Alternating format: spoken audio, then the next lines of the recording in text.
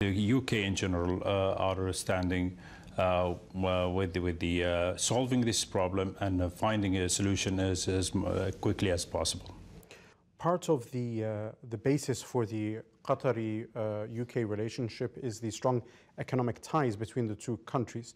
Qatar has invested billions of pounds and dollars over the years in the UK economy. In fact, there was the much publicized Qatar Economic Conference, which took place on the eve of the triggering of Article 50 of the Brexit process here in the UK. And the announcement of so much money being invested in the UK by Qatar is something that actually helped the UK economy because it was stuttering. And in fact, actually, many analysts would say it helped Theresa May, the current Prime Minister, her government leading up to a general election because it gave her an economic boost.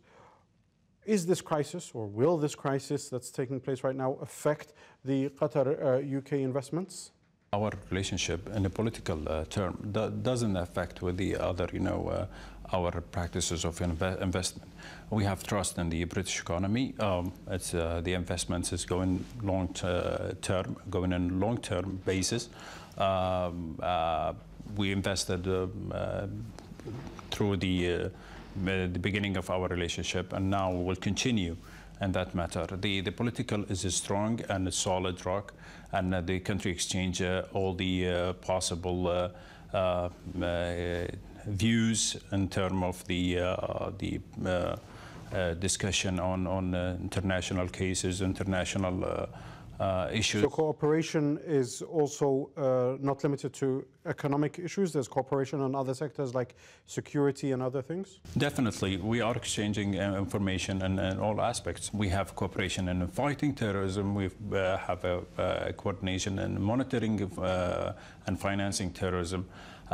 We exchange intelligence information, and that's with the UK and with other allies in the world. On the issue of counter-terrorism and fighting the funding of terrorism, the besieging countries, the countries that are laying siege to Qatar, in fact, are accusing you of financing terrorism. Qatar does not and will not and have not supported any terrorism or financing terrorism, and therefore we are committed to fight terrorism in terms of that cooperation and coordination we have with the international allies on combating terrorism, especially combating Daesh or ISIS.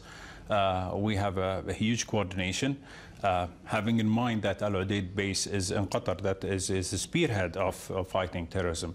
And finally, Mr. Ambassador, I want to ask you about the status of the expats who live in Qatar. There are many different foreign nationalities. In fact, the United Kingdom has more than 20,000 of its citizens living in Qatar. What impact is this current crisis and the siege that's being imposed on Qatar, what impact is it having on these expatriates, on these foreign nationals living in your country?